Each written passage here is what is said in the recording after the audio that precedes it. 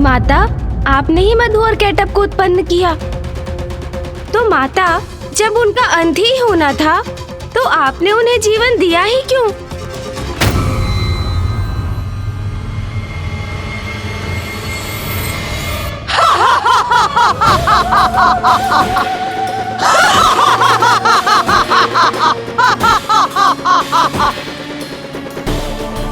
माता श्री महाकाली का यह ठास तो भयभीत करने वाला है। तेरे इस प्रश्न का तो एक ही उत्तर है रे। मैं जो भी करती हूँ उसका एक बड़ा कारण होता है। मधु और केटप का अंत इसीलिए होना था क्योंकि उनके अंत से एक नवीन आरंभ होना था। नवीन आरंभ? कैसा नवीन आरंभ?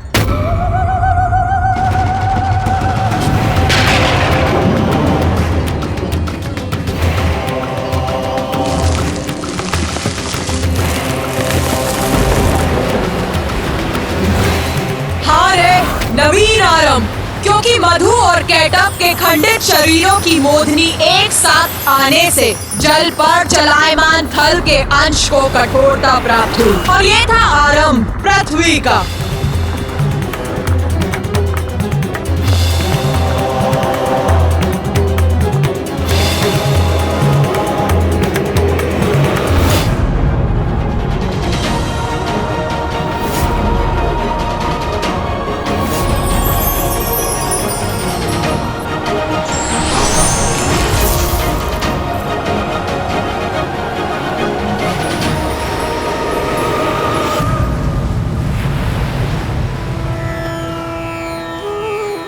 प्रणाम। आपका कोटि कोटि धन्यवाद नारायण। आपके ही कारण मधु और केटप के शरीर की मेदिनी से मेरी सत्ता कठोर हुई है।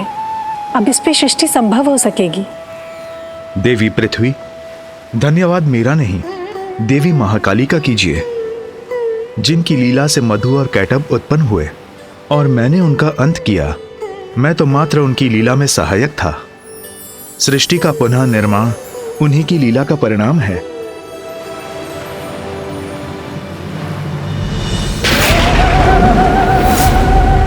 जय श्री महाकाली।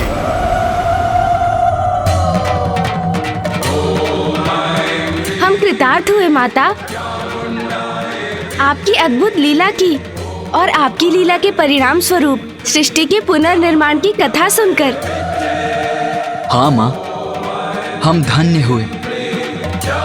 आपकी लीला की कथा सुनने का अवसर जो प्राप्त हुआ हमें, और उससे भी बड़ा सौभाग्य तो ये था कि ये कथा हमें साक्षात आपके श्रीमुख से सुनने का अवसर प्राप्त हुआ। अपनी ही लीला की कथा सुनाकर आपने हमें कृतार्थ कर दिया माता। किंतु हमें यह भी बताइए माता कि आपके देवी श्री महाकाली रूप की कृपा से हम भक्तों को कैसा सुफल प्राप्त होता है? मैं जब श्री महाकाली रूप में अवतरित होती हूँ तो उस समय महादेव महाकाल रूप में मेरे साथ होते हैं। मेरे इस रूप की आराधना से मेरे भक्तों को जीवन के सभी सुख और भोग के सभी साधन प्राप्त होते हैं और उनकी समस्त धर्मोचित मनोकामनाएं पूर्ण होती हैं और उनके जीवन के उपरांत उन्हें मोक्ष प्राप्त होता है। माँ प्रणाम, माँ श्री महाकाली।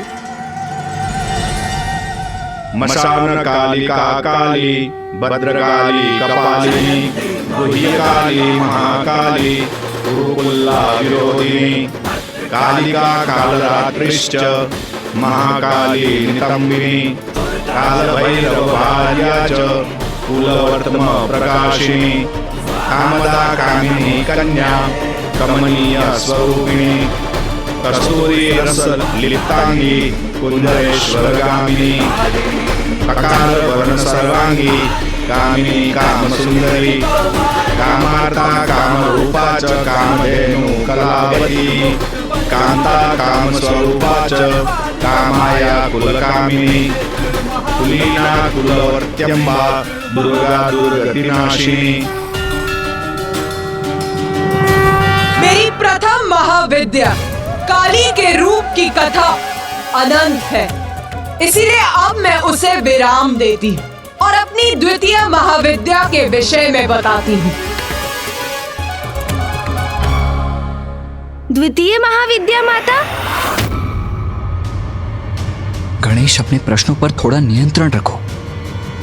कदाचित माता क्रोधित हो रही हैं।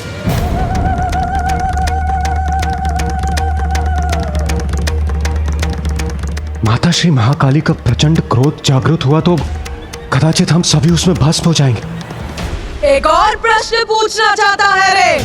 तो पूछ, किंतु तुझसे यही अपेक्षा भी है, क्योंकि जब तक तू मेरा रहस्य जान नहीं जाता, तेरी जिज्ञासा कहाँ शांत होगी रे? पूछ, तेरे मन में क्या प्रश्न है? माता, आप तो अंतर्यामी हैं, सर्वज्ञाता है, तो मेरा प्रश्न भी आपसे छिपा कहाँ है माता? ज्ञात है मुझे, तेरा प्रश्न मुझे अवश्य ज्ञात है, किंतु यहाँ उपस्थित और किसी को नहीं, इसीलिए पूछ ले, पूछ। जो आज्ञा माता।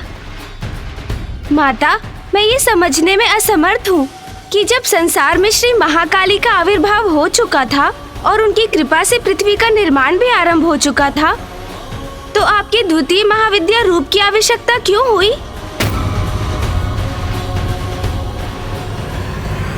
इसमें समझने का जो भी है, मैं पूर्व में ही कह चुकी हूँ गणेश।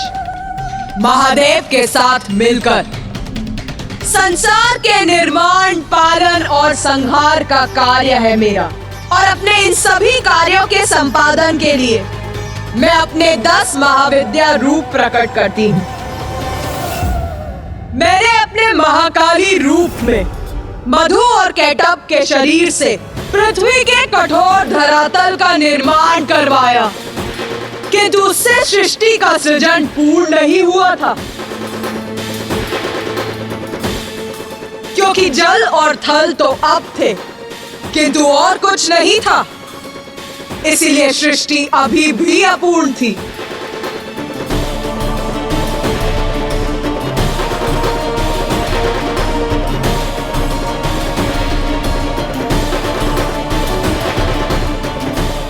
जल और थल के बाद प्राण ऊर्जा प्रदान करने के लिए सूर्य की आवश्यकता थी, जिनकी उत्पत्ति के लिए मैंने अपना देवी तारा स्वरूप धारण किया और महादेव के अक्षोभ्य स्वरूप का प्राकट्य हुआ था। माँ तारा और श्री अक्षोभ्य ही आदित्य सूर्य के सृजन का कारण थे। माता, मैं ये जानने के लिए भी उत्सुक हूँ कि आदित्य सूर्य की रचना आपने कैसे की? तो सुन, ध्यान से सुन।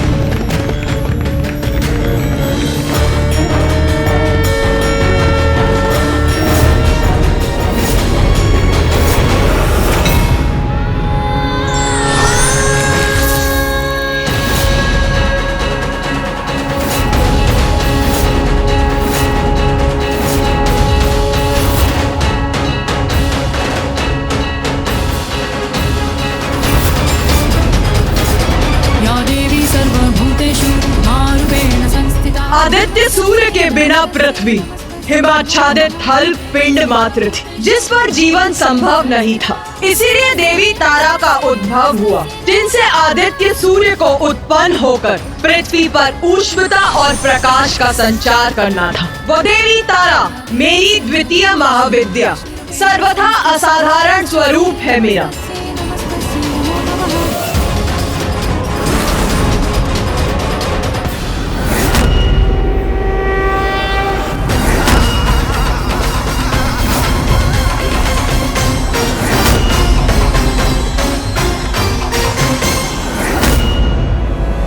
क्योंकि देवी तारा ही मेरा वो महाविद्या स्वरूप है जिनमें ऊर्जा, ऊष्मता, प्रकाश उत्पन्न करने का सामर्थ्य है।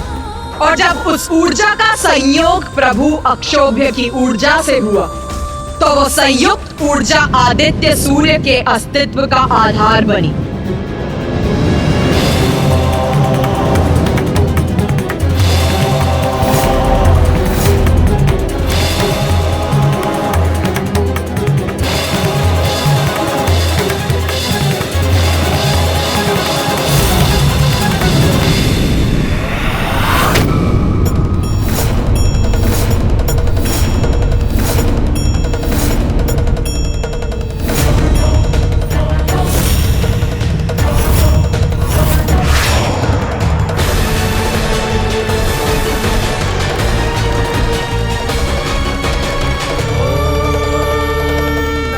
जब देवी तारा और प्रभु अक्षोभ्य की संयुक्त ऊर्जा सागर के जल में समाहित हुई, तो वहां अनेकों प्रज्वलित ऊर्जा पिंड उत्पन्न हुए, जिनसे ऊर्जा का अद्भुत विस्तार हुआ।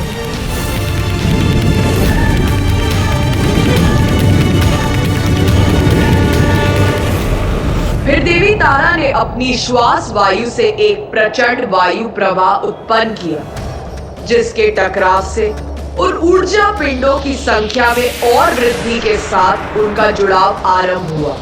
और तब जल के भीतर निरंतर बढ़ती ऊर्जा के केंद्र आदित्य सूर्य का आकार दिखाई देने लगा।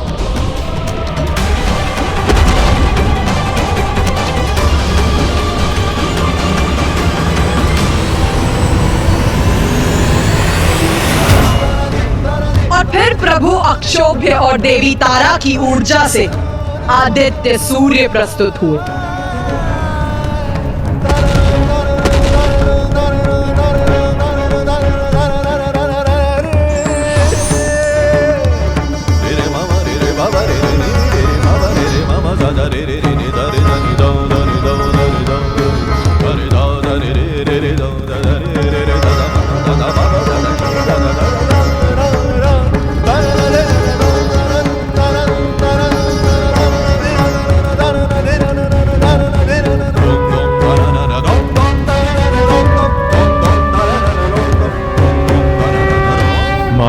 प्रभु अक्षोभ्य, आपसे जीवन पाकर मैं कृतार्थ हुआ। मुझे उत्पन्न करने के लिए आपका कोटि कोटि धन्यवाद। मैंने पृथ्वी पर जीवन का संचार करने के लिए आपको जन्म दिया है। अब आप अपने स्थान पर रहकर सृष्टि को ऊष्मता, प्रकाश और जीवन दायिनी ऊर्जा प्रदान करें। दिवस और रात्रि उत्पन्न करेंगे, पृथ्वी पर ऋतुओं का चक्र स्थापित करेंगे। अब आप प्रस्थान कीजिए और सभी को जीवन देने का अपना दायित्व संभालिए। उचित है मां।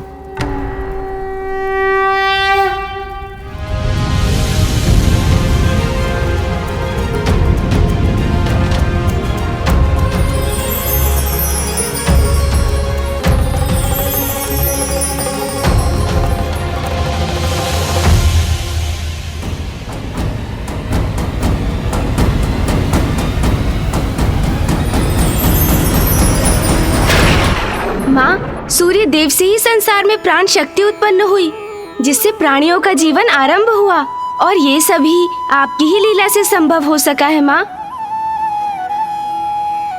उत्तम, अति उत्तम। ये प्रथम बार है गणेश जब तूने प्रश्न नहीं पूछा, स्वयं उत्तर दिया है रे। किंतु माँ, मेरे प्रश्न अभी समाप्त नहीं हुए। ज्ञात है मुझे, ज्ञात है।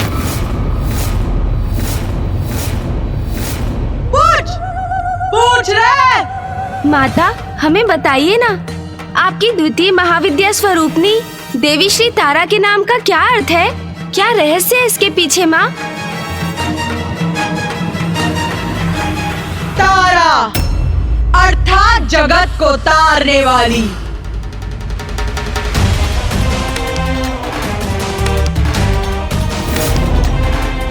मुझे अपने उस रूप में तारा इसीलिए कहा जाता है क्योंकि मैंने अपने उसी रूप में सूर्य को उत्पन्न कर जगत को तारने का कार्य किया था, और आज भी मैं देवी कुष्मांडा के रूप में सूर्य के केंद्र में रहती हूँ।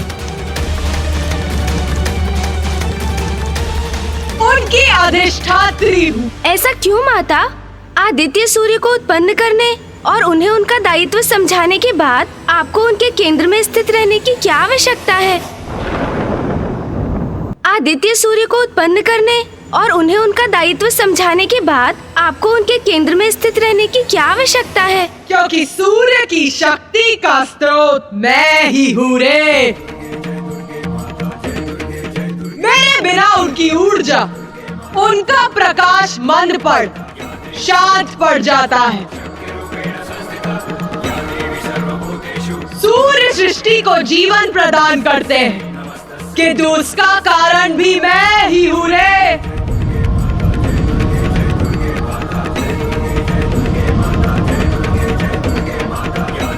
मेरी ही शक्ति उन्हें इसमें समर्थ बनाती है और अपने कुष्मांडा रूप में मैं यही करती हूँ रे। माता, आपने हमें अपने इस नाम का अर्थ तो बता दिया, किंतु अब ये भी बताइए कि बस! मैं जानती हूँ तू क्या पूछना चाहता है रे। यही ना कि महादेव को अक्षोभ्य क्यों कहा जाता है? हाँ माँ।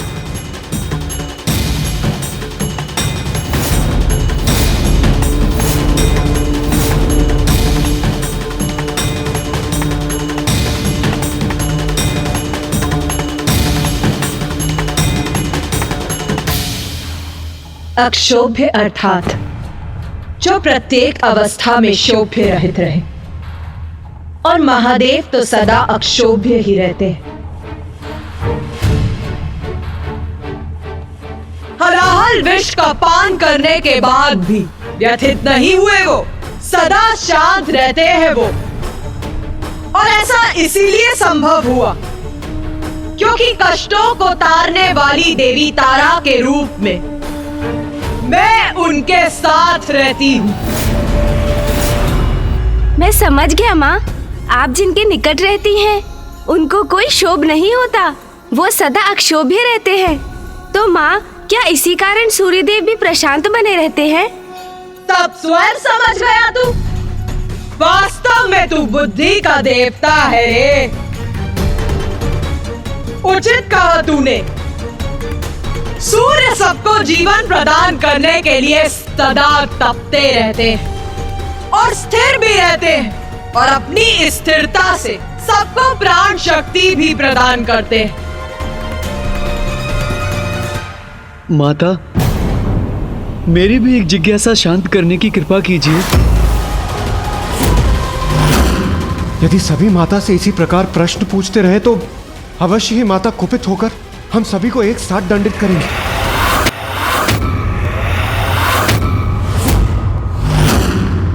पूछ, तू भी पूछ। क्या है तेरी जिज्ञासा रे? माता, देवी तारा के रूप में आपकी पूजा से हम भक्तों को कौन से सुफल प्राप्त होते हैं, और माँ तारा के रूप में हमें दर्शन भी प्रदान करें माँ।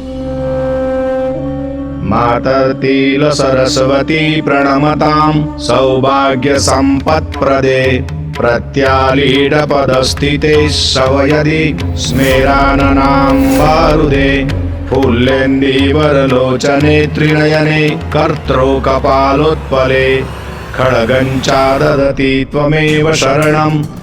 मेरी पूजा करने वाले भक्तों के शत्रुओं का नाश होता है, उन्हें अद्भुत वाक शक्ति का वरदान प्राप्त होता है, और मेरे इस रूप के भक्तों को भी देवी काली के भक्तों के समान भौतिक सुख भोग के साथ साथ मोक्ष की भी प्राप्ति होती है। माता, ये तो मेरा सौभाग्य है कि आपने अपनी कथा सुनाकर और अपने भव्य और दिव्य दर्शन देकर मुझे कृतार्थ कर दिया माता। मातर्तिल सरस्वती प्रणमतां सौभाग्य संपत्प्रदे प्रत्यालीड पदस्थिते सवयदि स्मेराननां वारुदे फुल्लेन्दीवरलोचने त्रिनयने कर्तृकपालोत्पले खड्गञ्चाददति त्वमेव शरणं त्वामीश्वरीमाश्रये। तारा च तारिणी देवी नागमुण्डविभूषिता ललजिह्वा नीलवर्गा ब्रह्मरूपधरा तथा नागाञ्चितकटी देवी नीलाम्बरधराधरा। नाम नामाष्टकमिदं स्तोत्रं यः पठति शृणुयादपि तस्य सर्वार्थसिद्धिः स्यात्। सत्यं सत्यं महेश्वरी।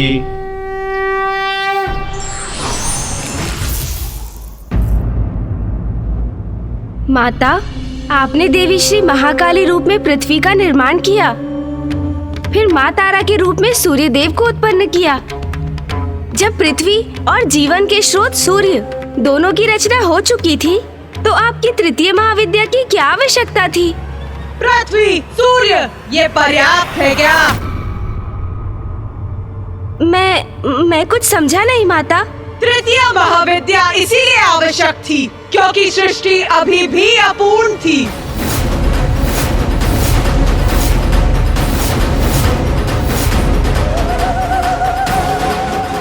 माँ की तो प्रत्येक महाविद्या बहुत ही अद्भुत है। तृतीय महाविद्या में माँ ने कौन सा नया रूप लिया और सृष्टि को क्या प्रदान किया? पृथ्वी देवी और आदित्य सूर्य के उत्पन्न होने पर भी सृष्टि अपूर्ण क्यों थी माता? तेरी दृष्टि में ही तेरे प्रश्न का उत्तर निहित है रे। देख, देख अपने चारों ओर तुझे क्या दिखाई दे रहा है रे।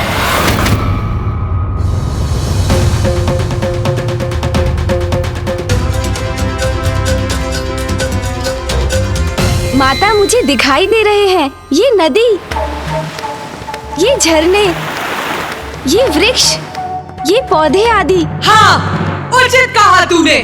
ये है प्रकृति और उसका संपूर्ण विस्तार, उसकी भव्य विशालता।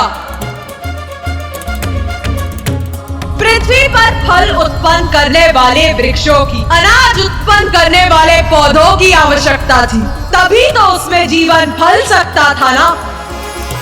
अर्थात प्रकृति का प्रकट होना भी तो आवश्यक था ना।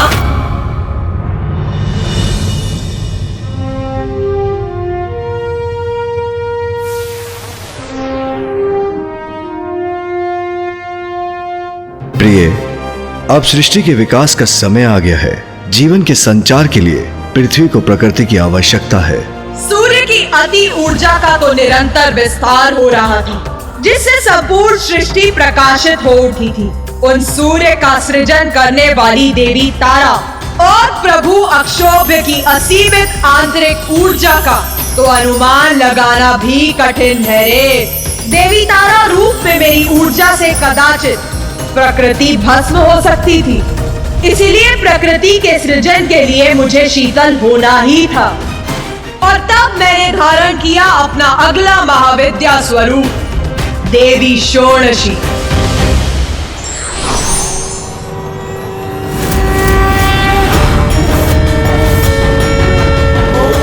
और तब महादेव ने लिया पंचवक्त्र शिव का रूप। इस रूप में महादेव के 5 मुखों के नाम हैं: तत्पुरुष, सद्योजात, वामदेव, अघोर और ईशान।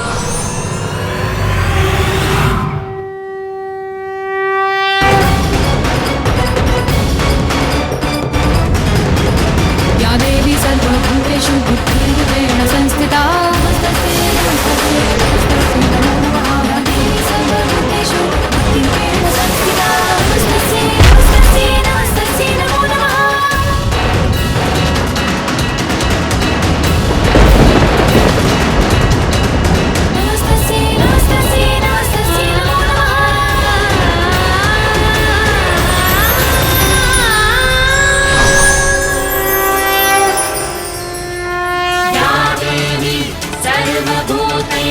शक्तिरूपेण संस्थिता।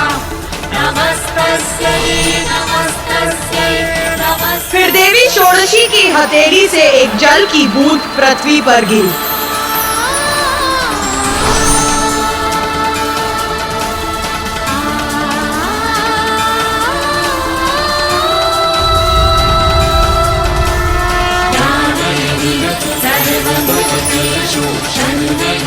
उनके संकेत पर आदित्य सूर्य ने अपनी ऊर्जा का संपादन किया, जो देवी षोडशी के माध्यम से पृथ्वी तक पहुंची और जीवन का बीज अंकुरित हुआ और फलने फूलने लगा। फिर उनकी कृपा से और उनकी निगरानी में प्रकृति का विस्तार हुआ।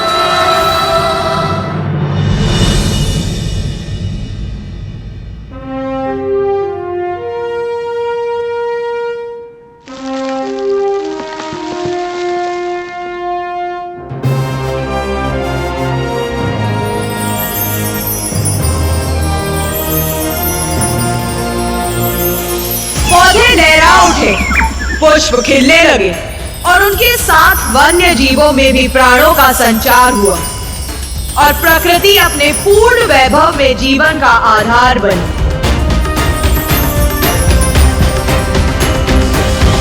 इस प्रकार मेरी महाविद्या के तृतीय देवी षोडशी के स्वरूप में मैंने और महादेव ने पृथ्वी पर प्रकृति को आरंभित रूप दिया।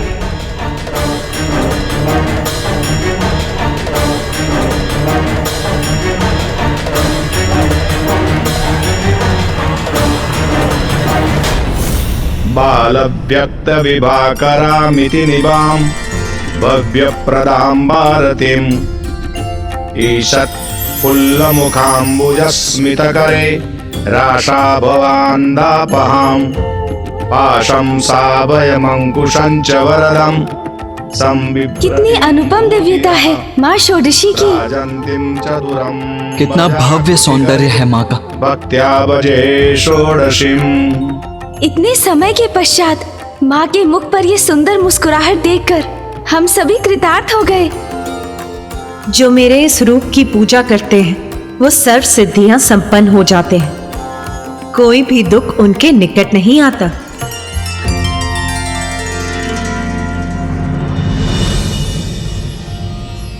बाल व्यक्त विभाकरामिति निवाम भव्य प्रदाम भारतीम ईशत् फुल्लमुखाम्बुजस्मित करे राशा भवान्दापहाम पाशं साभयमंकुशं च वरदम संबिभ्रतिं भूतिदा भ्राजन्तीं चतुरं वजाकृति करे भक्त्या भजे षोडशीम।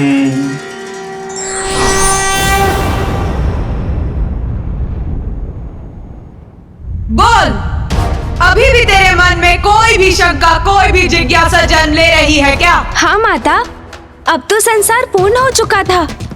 पृथ्वी, सूर्य, जल, प्रकृति सब उत्पन्न हो चुके थे।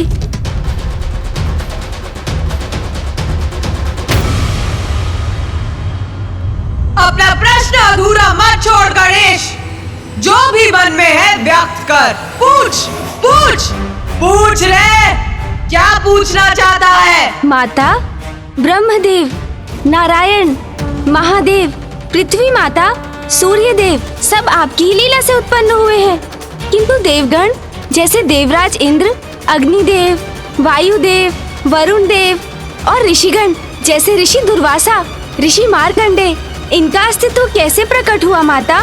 बुद्धि में तो तू श्रेष्ठ है गणेश,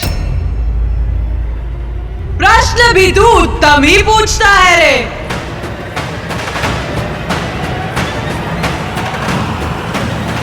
तो अब मेरा उत्तर सुन गणेश। सृष्टि आरंभ हो चुकी थी, इसीलिए अब देवताओं का जन्म भी आवश्यक था। मेरे आदेश से ब्रह्मदेव ने अपनी मानस संतानों को जन्म दिया। धर्म, रुद्र, सनत, सनातन, भृगु, मरीचि, अत्रि, अंगिरस, अंगिरा, पुलस्त्य, क्रतु, कश्यप, सनत कुमार, रुद्धि, प्रताप, वशिष्ठ एवं नारद की उत्पत्ति के बाद ब्रह्मदेव के द्वारा बहिर्षद, अग्निश्वात, कव्यात, आज्यप, सुकालीन, उपहुत और दिव्य नामक पृथ्वीगणों का भी प्रादुर्भाव हुआ। और फिर उसने अपने बाएं अंगूठे से दक्ष को जन्म दिया।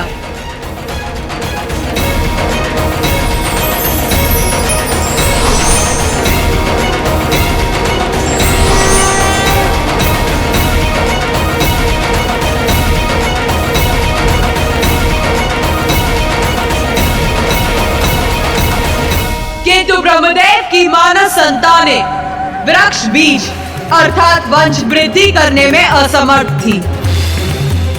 इसीलिए सृष्टि के विस्तार के लिए प्रजनन की आवश्यकता थी और यह प्रजनन शक्ति संसार को देने की क्षमता ब्रह्मदेव में नहीं थी। इसीलिए उन्होंने मेरी और महादेव की स्तुति आरंभ की। उस समय शिव और शक्ति संयुक्त थे, अर्धनारेश्वर रूप में ही थे।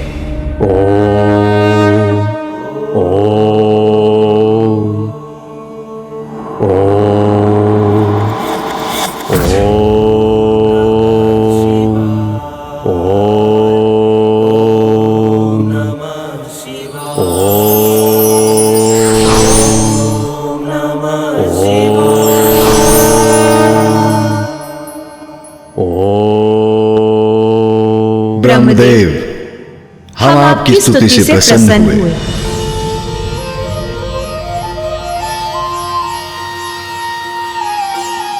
प्रभु शिव, माता शक्ति, मेरे द्वारा जिन जीवों का सृजन हुआ है उनकी संतानें उत्पन्न हो सकें, इसके लिए प्रजनन अति आवश्यक है। पर यह तभी संभव है जब प्रकृति शिव से पृथक हो और ऐसे स्त्री पुरुष का जन्म हो जिनसे मैथुनी शक्ति का आरंभ हो सके। यदि सृष्टि के आरंभ और उसकी भलाई के लिए हमें एक दूसरे से विलग होना होगा तो ऐसा ही होगा।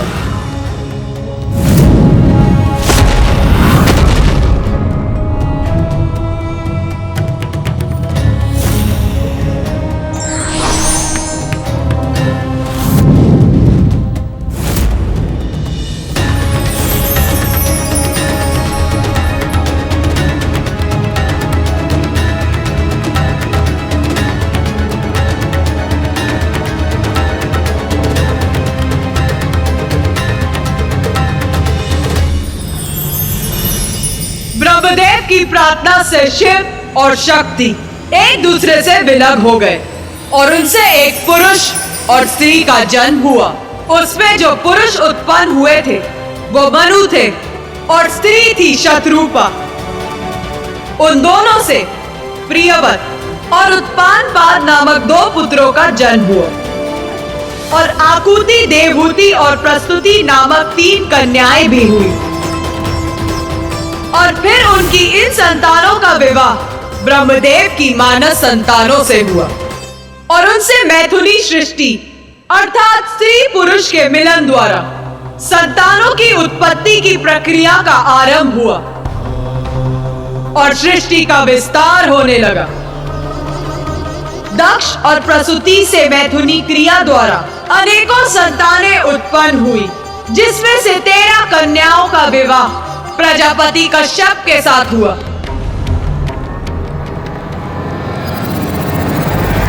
प्रजापति कश्यप और दक्ष की कन्याओं से देवता, असुर, दानव, अश्व, गंधर्व, राक्षस, वृक्ष, अप्सरा, सर्प और नाग, गौ, भैंस, श्वापद अर्थात हिंसक जीव, श्वेन अर्थात गिद्ध आदि जीव, यादव गण अर्थात जलचर जीव, गरुड़ और अरुण, पतंग और शलभ आदि का जन्म हुआ।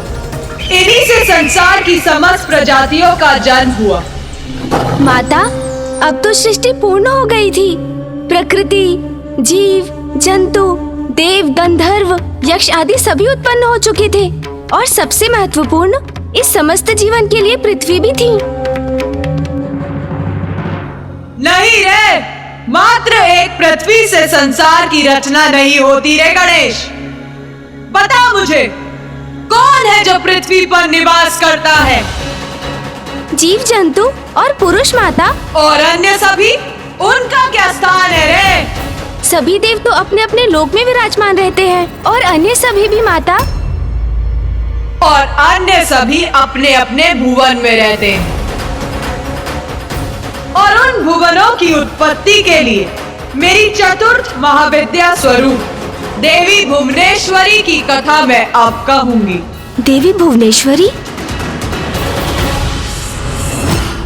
मेरी महाविद्या का चतुर्थ स्वरूप देवी भुवनेश्वरी, ब्रह्मांड की ईश्वरी है हम।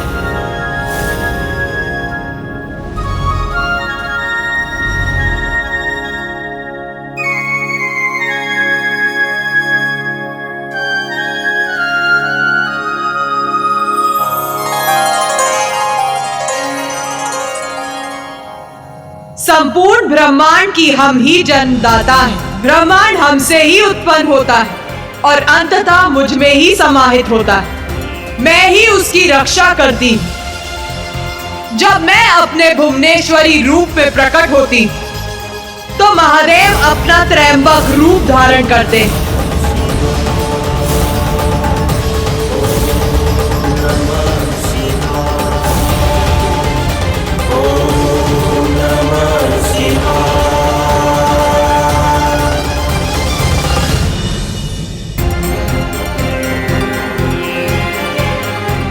प्रिय,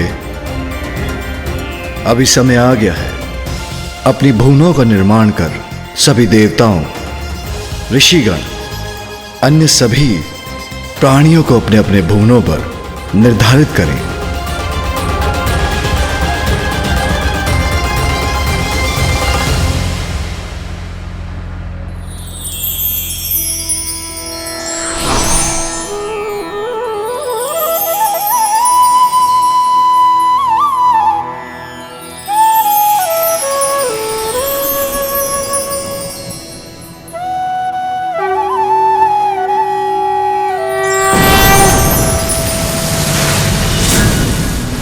भुवनों के क्रम में ब्रह्मदेव जहां निवास करते उस सत्य लोक का आविर्भाव हुआ। ये समस्त लोकों में सर्वोच्च लोक है, जहां के वासी जन्म और मरण के चक्र से मुक्त है। फिर तप लोक प्रस्तुत हुआ, जहां शरीर रहित पुण्य आत्माओं का वास है। जो इस लोक में वास करते हैं वो अपने सत्य लोक प्रस्थान की प्रतीक्षा में रहते हैं।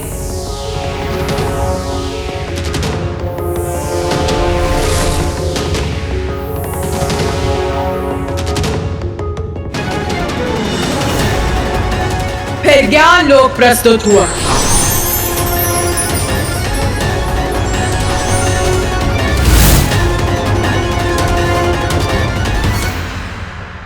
जहां जिज्ञासा से परिपूर्ण तपस्वी वास करते हैं।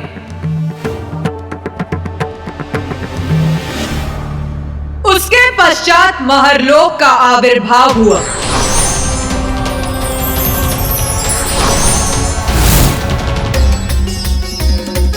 जहां तप की पराकाष्ठा के उपरांत ऋषियों मुनियों को स्थान प्राप्त होता है। जो ऋषि यहाँ निवास करते हैं उनकी शक्तियां देवताओं की शक्तियों के समान होती, इसीलिए इस लोक में सप्त ऋषियों का वास होता है। फिर इस कर्म में आनंद लोक अर्थात स्वर्ग लोक आता है।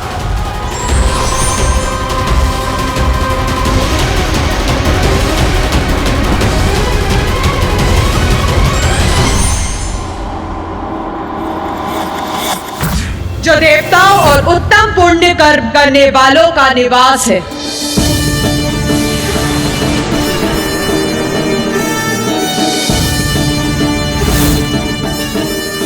जिसके बाद भुवर लोक है, जहां सूर्य देव और अन्य नवग्रह स्थित हैं।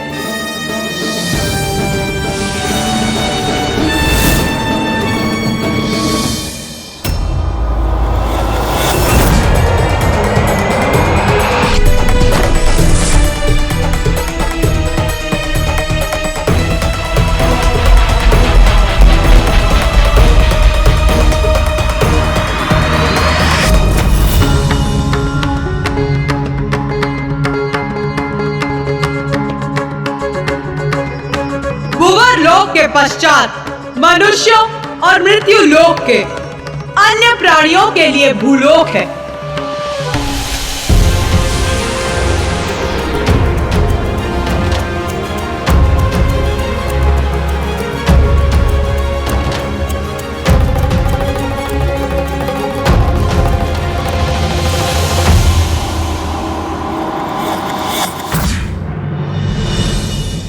माता, आपने जितने भी लोगों का निर्माण किया वो तो सात्विक और सद्गुण स्वभाव के प्राणियों के लिए किया, किंतु उनका क्या?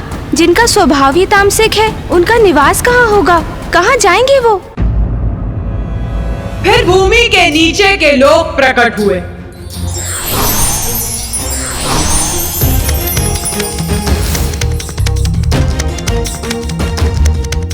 इसमें सर्वप्रथम है अतल लोक।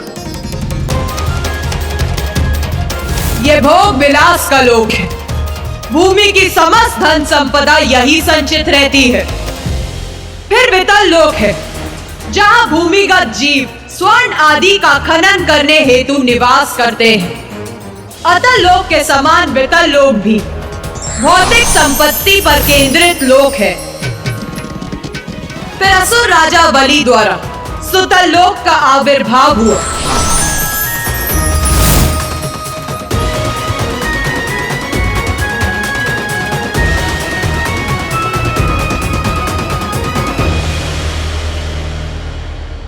फिर तलातल लोक की उत्पत्ति हुई।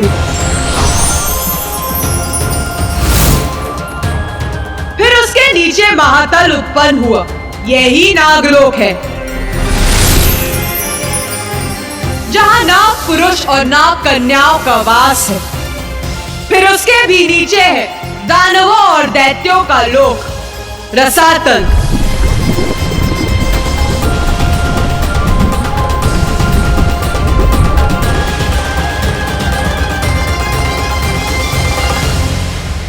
और सबसे नीचे पाताल लोक प्रकट हुआ, जहां नागराज वासुकी का निवास है। यही सभी अन्य भुवनों का आधार है।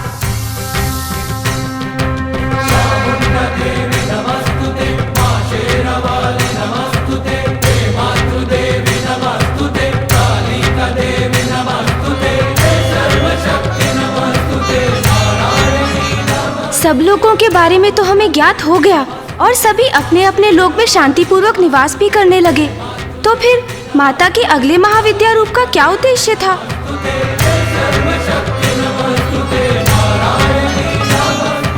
कार्य जब तक पूर्ण नहीं होता तब तक परम ब्रह्म भी तत्परता से उसे पूर्ण करने में कोई भी कमी नहीं छोड़ते। इससे यही संदेश और प्रेरणा हमें मिलती है कि जब तक कार्य पूर्ण ना हो उसे छोड़ना नहीं चाहिए। इस प्रकार मैंने ही अपने भुवनेश्वरी स्वरूप में सभी भुवनों की रचना की और तत्पश्चात मैथुनी सृष्टि का आरंभ संभव हो सका। भुवनेश्वरी स्वरूप में मैं ही सृजन करती हूँ। मैं ही सभी भुवनों की स्थिरता प्रदान करती और उनमें बसे प्राणियों का पालन करती। सृष्टि के सभी जीव मेरी ही संतानें हैं, फिर वो मनुष्य हो अथवा सूक्ष्म जीवाणु, और मुझसे ही उन सभी जीवों का लालन पालन संभव है।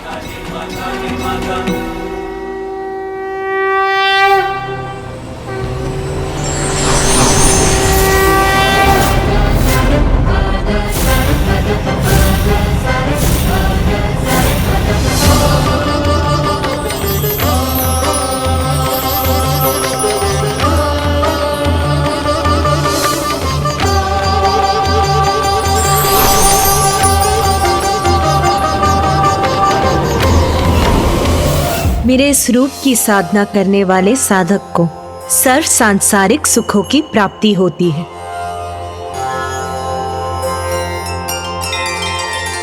उसका जीवन धन, धान्य और संतान से परिपूर्ण होता है।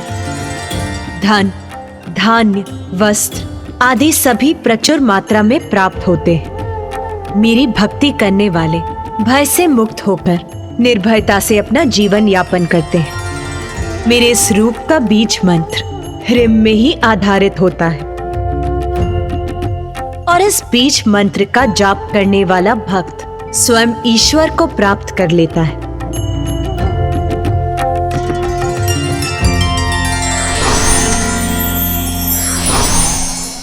अष्टसिद्धि धर्मलक्ष्मी अरूपा बहुरूपिणी त्रिशूला पुक्कारा देवी पसानुकुसा विश्वधारिणी खड्गा खेड़ा दरा देवी घंटिनी चक्रधारिणी षोडशी त्रिपुरा देवी त्रिरेखा परमेश्वरी उद्यन्दिन्द्युतिमिन्दु किरीटां तुङ्गकुचां नयनत्रययुक्तां स्मेरमुखीं वरदाङ्कुशपासा भीतिकरां प्रभजे भुवनेशीम्।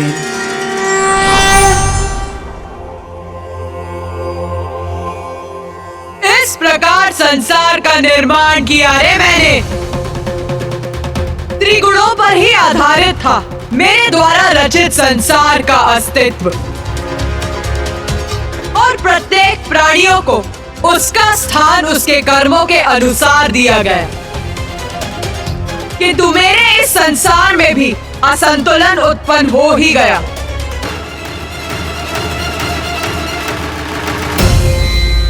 असंतुलन माता? किंतु आपके द्वारा रचित संसार में किसी दोष अथवा विकार का स्थान कहाँ था? वो तो निर्विकार और दोष रहित होना चाहिए था। फिर उसमें असंतुलन आने की संभावना कहाँ थी माता? त्रिगुण अर्थात सतो, रजो और तमो, अर्थात सात्विक, राजसिक और तामसिक आधारभूत गुण थे मेरे संसार के। इसीलिए उसमें बसे प्राणियों में भी ये तीनों गुण प्रस्तुत थे। देवता, ऋषि मुनि, दिव्यात्मा, मनुष्य, निरी प्राणी, असुर, दानव, दैत्य सभी मेरे इसी संसार के वासी थे। इसीलिए असंतुलन का आरंभ तब हुआ जब तामसी प्रवृत्ति की अधिकता से प्रभावित असुरों की लालसा में वृद्धि होने लगी। वो अन्य लोगों को लालच की दृष्टि से देखने लगे, मुख्य रूप से पृथ्वी को।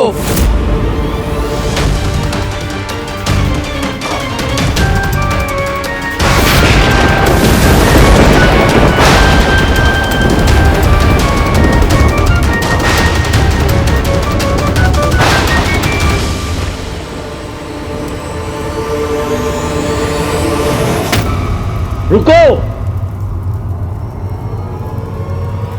क्या हुआ? रुक क्यों गए? हमें शीघ्र ही अपने निवास की तरफ चलना चाहिए, जिससे हमारी स्त्रियां इस आखेट को पका सकें। भूख लगी है हमें, शीघ्रता करो, चलो आगे बढ़ो। कब तक भटकते रहेंगे हम? इस प्रकार आखेट ढूंढने के लिए, भोजन प्राप्त करने के लिए कब तक करना होगा परिश्रम? यूं ही कब तक का क्या अर्थ है? यह हमारा लोक है और यहाँ का यही नियम है। जब तक जीवित रहेंगे हम यही रहेंगे और इसी तरह अपना जीवन यापन करेंगे। उचित कहा तुमने। ये लोक हमारा है, पर वो लोक, वो भी तो हमारा हो सकता है।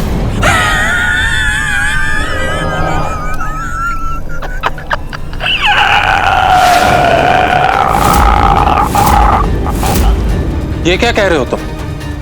वो पृथ्वी लोक है, हम वहां नहीं जा सकते। हमारा वहां जाना निषेध है।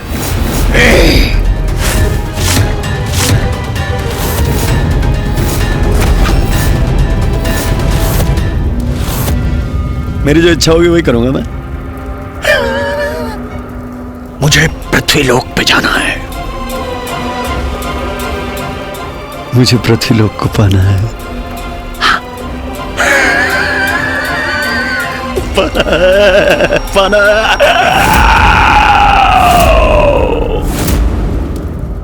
माता, कौन था ये असुर जो आपके संसार के नियम भंग करने का दुस्साहस करने का इच्छुक था?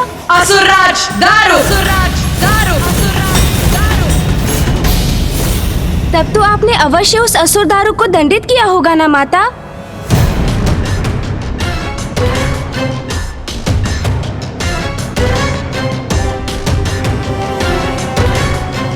नहीं गणेश, मैंने उसकी रक्षा की।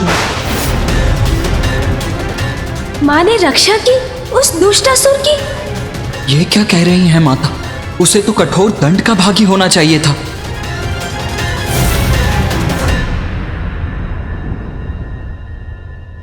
आपने उस असुर को उसके अपराध का दंड क्यों नहीं दिया माता? और उसकी रक्षा क्यों की आपने? क्यों माँ, क्यों किया आपने उसकी रक्षा? गणेश के इस प्रश्न का उत्तर तो मैं भी जानना चाहता हूँ, किंतु माता को रुष्ट किए बिना। सत्य था रे, दारुक की लालच भरी दृष्टि पृथ्वी पर थी, क्योंकि फल, पुष्प, अनाज, आहार आदि से परिपूर्ण पृथ्वी सौंदर्य रूपिणी थी। इस संपदा का अधिकार जो अभी तक पृथ्वीवासियों के पास था, उसे पाना चाहता था दारुक। किंतु माता, इसमें क्या अपराध हुआ उससे? क्योंकि अपने जीवन को श्रेष्ठ बनाने का तो सभी को अधिकार है। अधिकार अवश्य है, किंतु किस मूल्य पर गणेश? दूसरों के अधिकारों को छीन कर कुछ प्राप्त करना उचित नहीं। दारुक पृथ्वी का आधिपत्य चाहता था, जिससे वो सभी ऋषि मुनियों अथवा ग्रामीण मनुष्यों को अपना दास और आहार बना सके। अन्य जीवों को कष्ट पहुंचाकर अपने जीवन को उन्नत नहीं बनाया जा सकता गणेश। तो माता, ये सब ज्ञात होने पर भी आपने उसकी रक्षा की? हाँ, रक्षा की मैंने उसकी, क्योंकि मैं विवश थी।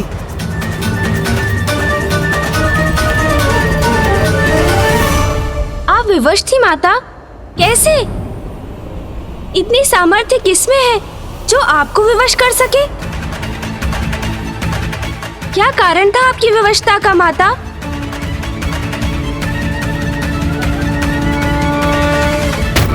दारुका, दारुक की पत्नी दारुका थी मेरी विवशता का कारण।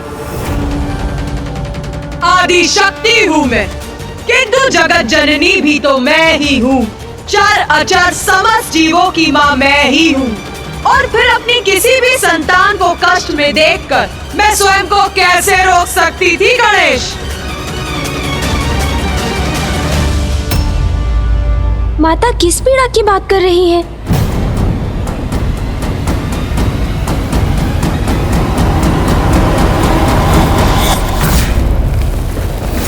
मेरी बहुत महान भक्त थी दारुक की पत्नी दारुका, जिसने मुझे प्रसन्न करने के लिए मेरी कठोर तपस्या की।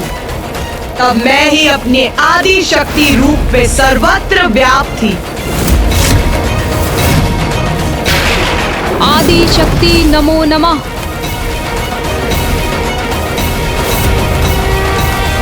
दर्शन दीजिए मुझे माता, दर्शन दीजिए।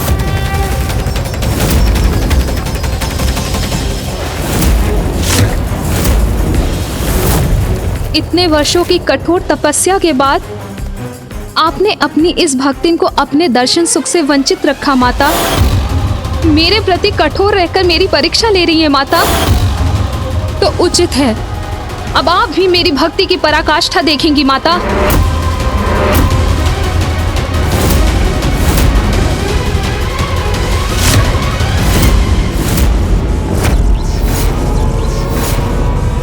आदि शक्ति नमो नमः।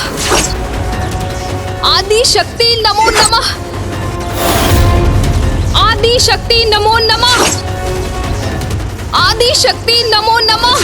आदि शक्ति नमो नमः। आसुरी थी दारुका, तामसी प्रवृत्ति का प्रभाव था उस पर, इसीलिए उसने कठोरतम भक्ति मार्ग अपनाया था। शक्ति नमो नमः। स्वयं को कष्ट पहुंचा रही थी वो। आदि शक्ति मुझे उसके तप से विवश होकर उसे दर्शन देने के लिए उसके समक्ष प्रकट होना पड़ा। पुत्री दारुका, पुत्री दारुका, पुत्री दारुका। माता,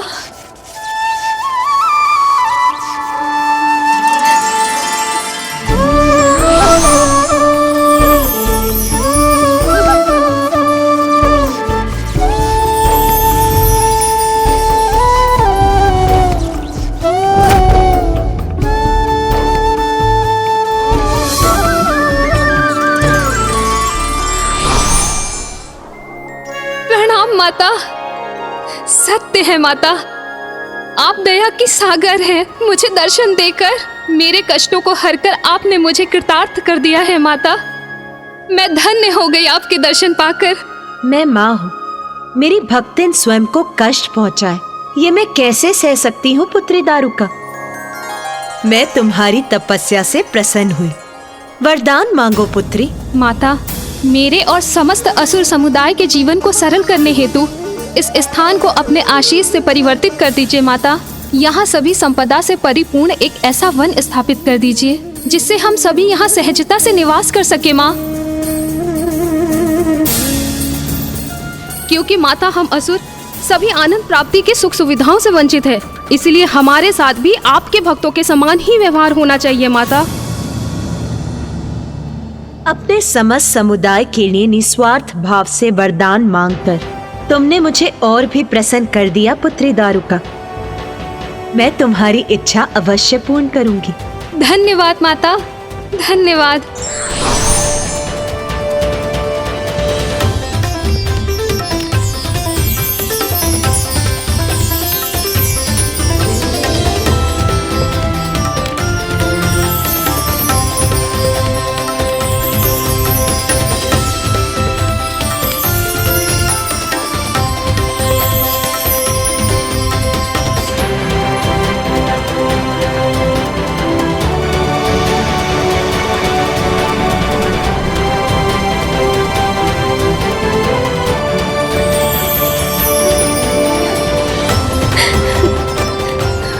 माता,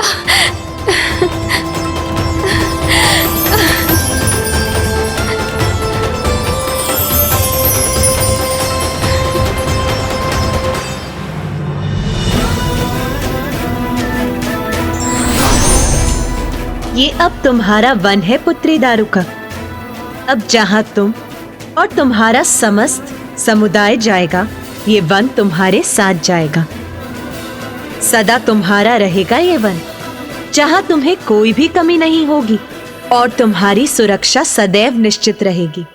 माता, आपसे समस्त असुर समुदाय के लिए वरदान पाकर मैं कृतार्थ हुई, परंतु अब क्या मैं मात्र अपने लिए कुछ मांग सकती हूँ? अवश्य। अपने लिए क्या मांगने की इच्छा है तुम्हारी पुत्री? माता, मुझे वरदान दीजिए कि मुझे आपकी शक्ति का अभयदान सदैव प्राप्त होता रहे और मुझ पर कोई भी संकट छाए तो सदैव आप मेरी रक्षा करने आए। इसके लिए तुम्हें वरदान मांगने की कोई आवश्यकता नहीं।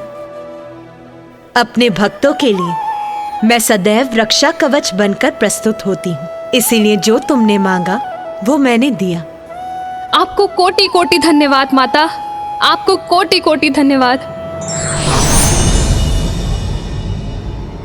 तथास्तु। कल्याण हो पुत्री।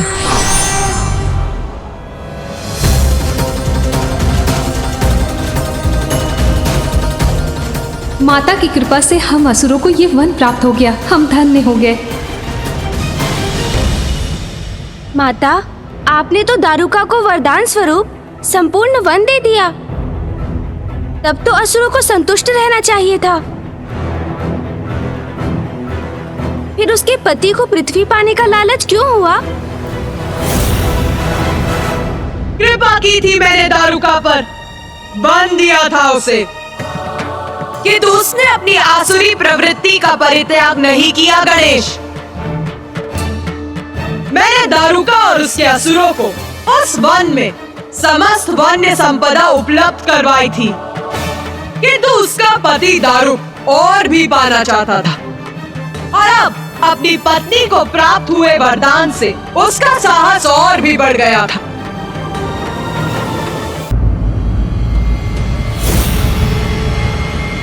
तू क्यों विचार मग्न खड़ा है रे? तेरा अनुजी प्रश्न पे प्रश्न पूछकर अपनी जिज्ञासा शांत कर रहा है। पूछ रे, तेरे मन में क्या प्रश्न है? पूछ, संकोच मत कर। माता, मैं स्वीकार करता हूं कि रसातल पृथ्वी जितना सुंदर नहीं था, किंतु पृथ्वी पर तो ऋषियों, मुनियों और अन्य वासियों ने उसे सुंदरता प्रदान करने के लिए अथक परिश्रम किए थे। भूमि को जोतकर उस पर अनाज की उपज उत्पन्न की थी, अपने लोक कल्याण के लिए यज्ञ किए थे। इसीलिए मैं ये नहीं समझ पा रहा हूं माता कि जब आपने दारुका को उसका वन दे ही दिया था तो असुरों ने रसातल को पृथ्वी के समान बनाने का प्रयास क्यों नहीं किया? ये तामसी प्रवृत्ति का परिणाम है रे, जो उससे प्रभावित होता है। वो ये मानने लगता है कि जब सब कुछ छीन कर प्राप्त किया जा सकता है तो उसके लिए परिश्रम की क्या आवश्यकता है। और वही किया उस दुष्ट दारुक ने भी।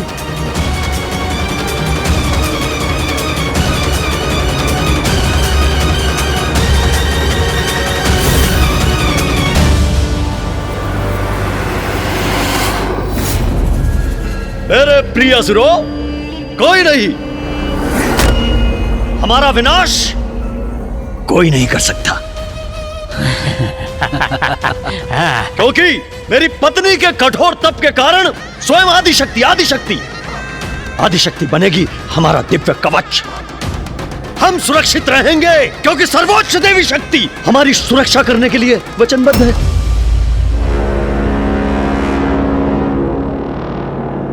किंतु असुर श्रेष्ठ, हमें पृथ्वी पर आक्रमण करने की आवश्यकता क्या है? हमारे पास भी तो यह सारी संपदा है। अवश्य है, किंतु सोचो, क्या ये मात्र एक वन हमारी संपूर्ण असुर जाति के लिए पर्याप्त है? मेरी पत्नी ने इतने कष्ट उठाकर घोर तप किया, आदिशक्ति ने उसे क्या दिया? ये एक वन, जिस वन में हम अपना भोजन जुटाने के लिए संपूर्ण जीवन आखेट करते रहे, विवश होते रहे, श्रम करते रहे। क्यों?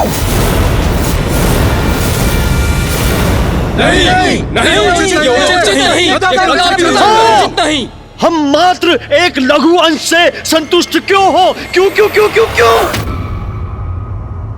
इस वन को और इसके फलों को पाकर प्रसन्न क्यों हो? इस वन में भोजन प्राप्ति को आखेट के लिए श्रम कर करके स्वयं को कष्ट क्यों दे? क्यों? जबकि थोड़े से श्रम में हम उन तुच्छ मनुष्यों को अपना दास बनाकर उनसे ये कार्य करवा सकते हैं। उनको अपना आहार बना सकते हैं।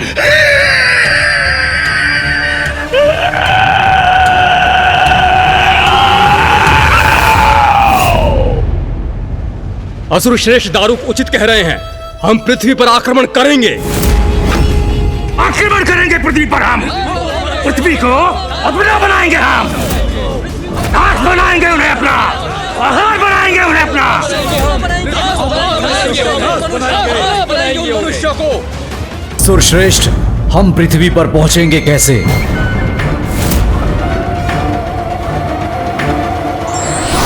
उसकी चिंता आप मत कीजिए स्वामी।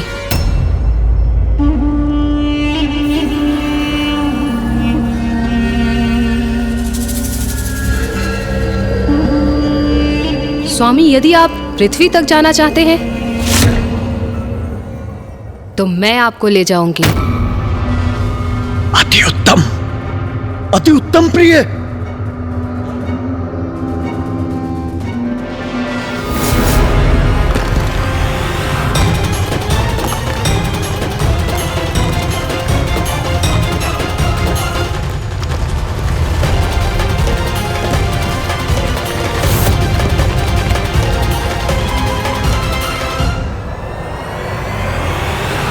माता के वरदान का अनुचित लाभ उठाना कहीं पृथ्वीवासियों को संकट में ना डाल दे।